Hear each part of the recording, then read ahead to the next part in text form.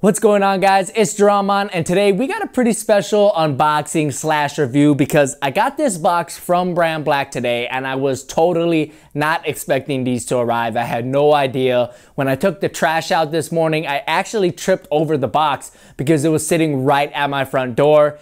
It looked a little something like this.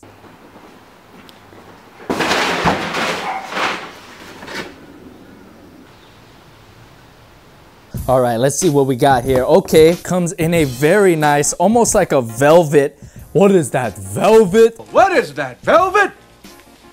You know what, let's just get into the sneakers. You guys don't need to know all of this stuff. Here we go, boom. There they are, the Nightwing, BrandBlack, Rare Metals. Boy, these look big. Are they my size?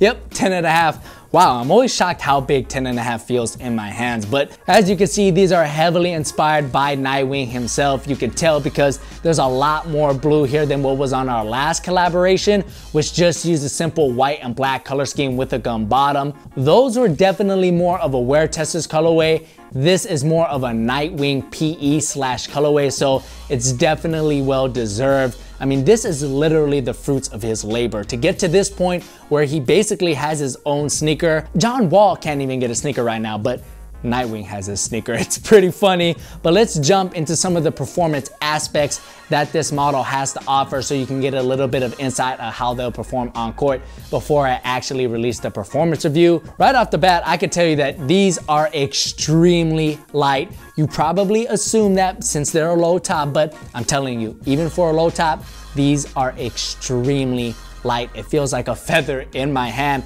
Hopefully that translates into on-court performance and I feel lightning quick in these when I'm playing in them. The reason why they're so light, a big reason, is because of the upper. It is a jacquard upper. It's pretty thin. It's somewhat similar to what was used in the D Lillard 2. This upper is a little bit more rigid, a little bit more durable than your normal knitted uppers, but it's gonna provide that same form-fitting feel that you get from knitted materials like Flyknit or PrimeKnit. It's just not gonna feel as soft, which you could argue is a good thing. Some people think it's too soft, they're not durable enough.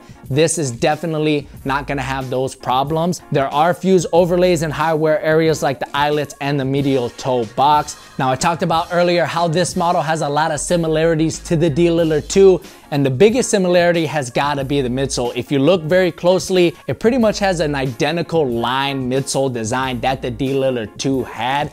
And this midsole uses Jetlon Plus, which is 25% more bouncier than Jetlon. My only problem with Jetlon, it was just a little bit unstable. I don't think it has anything to do with the foam or the cushion. I think it more has to do with the overall width of the midfoot. These look like they have a little bit of a wider base, but that was my main problem with BrandBlack sneakers. I just felt that they were a little bit wobbly and not stable enough for my personal liking. So hopefully these Rare Metals fix that problem. Speaking of the outsole, as you can see, it uses the blade traction pattern that BrandBlack has pretty much narrowed in as their set traction pattern for pretty much all of their models. I've used this system before and it works very well as long as you stay indoors. The rubber compound and overall traction isn't very durable and the traction pattern is shallow. So outdoor ballers will find that this outsole will wear down pretty quickly, but as long as you stay indoors, the traction is going to be very solid.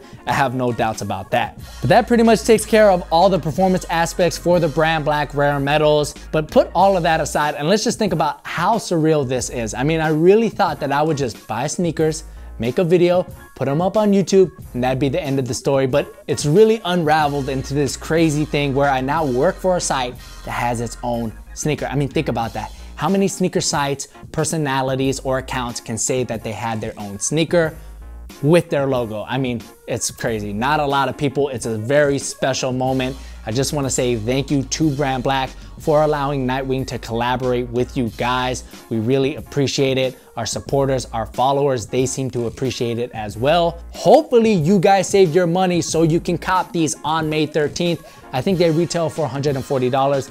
That's a pretty wallet-friendly price in this day and age. So again, May 13th, $140. I'll put all of that information on how, when, and where you can buy this collaboration in the description box below. If you enjoyed this video, if you enjoyed this collaboration, if you appreciate BrandBlack straight up, throw this video a like. That helps us all out. I can't wait to ball in these. I'm jonesing to get these on my feet and go play ball. People are gonna be like, yo, what are those? And I'm gonna be like, yo, you know what this is. I'll walk away, drain a three, maybe dunk. Maybe I'll put my first dunk in the hoop with this shoe on.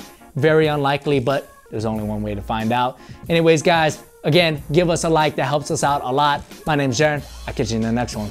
Peace. If you're familiar with Point 3 and their shorts specifically, you already know about their dry hand zone technology, which uses a towel-like material on both sides of the shorts. And this allows players to dry their hands during play. And it's definitely a convenient feature that I myself use quite a bit, especially when I know that ball is coming my way. But